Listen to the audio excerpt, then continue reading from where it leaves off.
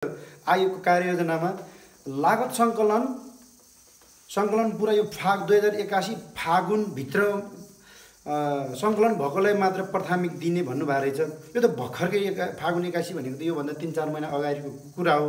योभन्दा अगाडि 2-3 वर्ष अगाडि यो जुन योजनाहरू आएको थियो यसलाई निस्तेज पारेर नयाँ योजना ल्याए त्यसलाई लागू गर्ने भन्नुभएको रहेछ। त्यसैले योभन्दा यो बिचमा त लगभग कसैको पनि कुनै पनि भूमिहीन मान्छेहरूको यो लागत सङ्कलन भए जस्तो मलाई लाग्दैन। त्यसैले यसलाई चुनावी एजेन्डा बनाइ जस्तो लागेर मैले विमति पनि गरेको हो। फेरि अर्को कुरा के गरेको रहेछ भने यो यदि 82 वैशाख मसान्तभित्रमा लागत सङ्कलन गरिसकेपछि अनि यो जग्गा के अरे लाल पूर्जा चाहिँ 2084 असोज मसान्तमा वितरण भनेर यहाँ लेखेको रहेछ सरकारले।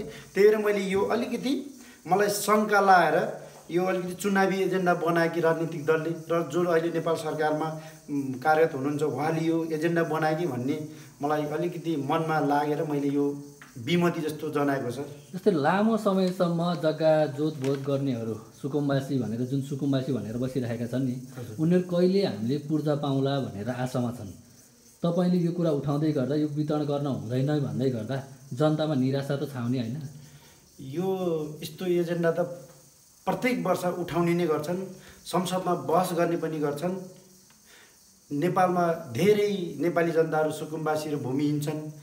उहाँहरूलाई समयमै लाल पूर्जा दिन सक्यो भने उहाँहरूको पनि अलिकति जीवनस्तर उकाल्न सकिन्छ भनेर यो राजनीतिक दलले बारम्बार यो संसदमा क्याबिनेट उठाउने के अरे शैली यो चाहिँ हो।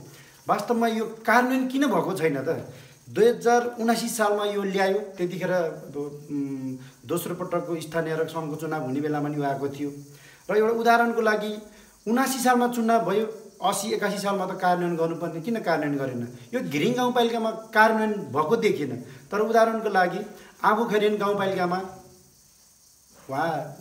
आँबुखैरेन गाउँपालिकाको अध्यक्ष शुक्र चुमानज्यूले 80-81 सालमै त्यहाँका भूमिहीन सुकुम्बासीलाई लाल पूर्जा वितरण गरिसकेको थियो, गरिसक्नु भएको छ। उहाँ चाहिँ वितरण हुने यो ठाउँमा चाहिँ किन अड्काएर राख्ने? यदि हो भने त सबै रूपमा सारा 77 जिल्ला 753 स्थानीय तहमा यो वितरण हुनुपर्ने थियो नि त सर। अहिले किन अड्काएर राख्नुभयो? त्यसैले यो अलिकति मलाई कोही ठाउँमा हुने कोही ठाउँमा कार्य नभएको देखेर यो मैले यो लाल पूर्जा पनि देशमा जनतालाई लाल पूर्जा कुनै पनि राष्ट्रले दिएको इतिहास नै छैन। जापान हेर्नुहोस्, अमेरिका हेर्नुहोस्, त्यहाँ कुनै पनि मान्छे भूमिहीन सबै भूमिहीन हो, सबै सुकुम्बासी हो। तर राज्यबाट सबभन्दा उच्च पदस्थ तरिकाले उनीहरूले राज्यको सेवा सुविधा लिइराखेको हुन्छ भने त्यस्तो मान्छेहरूलाई किन जग्गा चाहियो?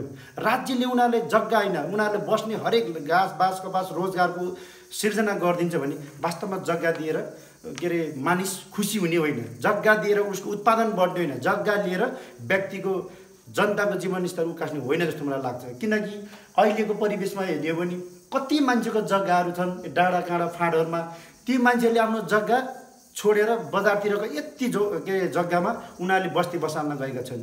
तिनीहरूले त्यही जुन आफ्नो गाउँठाउँमा 20-25 रोपनी 30-35 रोपनी जग्गा छोडेर त्यो जब 2 आना 4 आना जग्गामा घर बनाएर आफूलाई सबभन्दा अहमदा किन बनाउनु पर्यो?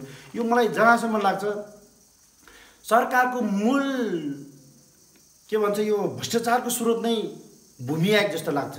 किनभने भूमि आयोग अलिकति राष्ट्रिय रूपमा हेर्ने हो भने अलिकति तरङ्ग त फैलिएको थियो। वास्तविक के हो?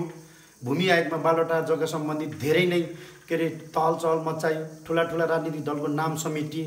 त्यस्तै गरी झापाको कुन चाहिँ काण्ड भने त झापाको गिरिबन्धु हो कि के हो भन्ने पनि आएको थियो, त्यो पनि जग्गा सम्बन्धी विवाद आएको थियो। वास्तवमा के हो त्यो सरकारले स्पष्टीकरण गरेन त्यो हामीलाई थाहा छैन। तर हामीले जस्तो अनभिज्ञ जनताले पनि यसमा स्पष्ट हुनुपर्ने थियो।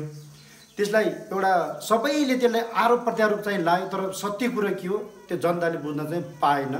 त्यसैले यो जग्गा कुनै पनि व्यक्ति र जनतालाई वितरण गर्नु मलाई उचित लाग्दैन। यहाँ कार्यवाहक सदस्यज्यूले पनि 78-79 सालमा यो भूमि आयोग सम्बन्धी लाल पूर्जा वितरण गर्ने भनेर यो एजेन्डा उठाएर सम्पूर्ण गाउँ टोलका जनताहरूसँग सङ्कलन गरिसकेको हो। त्यो कार्यान्वयन नहुने आज फेरि अलिकति फेरि अब यो स्पष्ट यो तपाईँको भूमि सुधार आयोगको कार्ययोजनाले के मैले यो अध्ययन गरेर के थाहा पाएँ भने के अनुमान लगाउन सकेँ भने 81 साल फागुनमा भित्र सङ्कलन पुरा गर्ने अरे, वैशाख मसान्तभित्र यो अन्तिम भने रहेछ, वैशाख मसान्तभित्रसम्म। अनि वैशाख मसान्तभित्र गरिसकेपछि 82-83 सालमा त यो त वितरण गरिसक्नुपर्ने हो, तर त्यसलाई कि 85 सालतिर दिने वितरण गर्ने भनेर लेख्नु परेको थियो। ठ्याक्कै लाल पूर्जा वितरण हेर्नु 2084 असोज मसान्तसम्ममा वितरण गर्ने भनेर जुन यहाँ लेखेको छ, यसलाई हेर्दाखेरि यो अलिकति भ्रमरहित र अलिकति जनतालाई भ्रममा छर्ने र अलिकति चुनावको बेलामा यही एजेन्डाले गर्दा जनतालाई अलिकति यो गाउँटोलमा यो समाजमा अलिकति राजनीतिक चेतना सामाजिक चेतना नभएका जनतालाई यो कुराहरू दियो भने अलिकति लालायत हुन्छ कि राजनीतिप्रति आकर्षित हुन्छ कि भनेर ल्याएको जस्तो लागेर मलाई यसमा अलिकति असहमति छ। सर्वप्रथम त नेपाल सरकारले यो आयोग कार्यान्वयन नगरोस्। यदि हामी स्थानीय लेभलको मान्छे हो, तर यदि नेपाल सरकारमा प्रतिनिधित्व गर्ने कुनै पनि भूमि मन्त्रालयका मन्त्रीले र क्याबिनेटले पनि यस्तो चिज नल्यायो, मलाई बल्ल नेपालमा समाजवाद स्थापना हुन्छ जस्तो लाग्थ्यो। किनकि भूमि आयोग र भूमि दिएपछि मान्छेले भूमिलाई सदुपयोग गर्न खोज्दैनन् र जब मान्छेले आफूसँग केही मात्रामा भूमि हुन्छन् त्यसपछि त्यो मान्छेले त्यो भूमिलाई उत्पादनमा प्रयोग गर्दैनन्। आफूसँग 2-4 करोडको सम्पत्ति छन् भनेर अहमता बढ्ने गर्छन्। बरु थोरै नै जग्गा हो, सरकारले उसलाई उपलब्ध गरायो भने सरकारले त बरु हामीले वर्षैपछि ट्याक्स तिर्न पर्छौँ। बरु यो ठाउँमा अब एक खेती मात्रै होइन, 3-4वटा खेती उत्पादन गरेर बढीभन्दा बढी लाभ लिन पर्छ भनेर उनीहरूले त्यो भूमिलाई बढी प्रयोग गर्न सक्छ।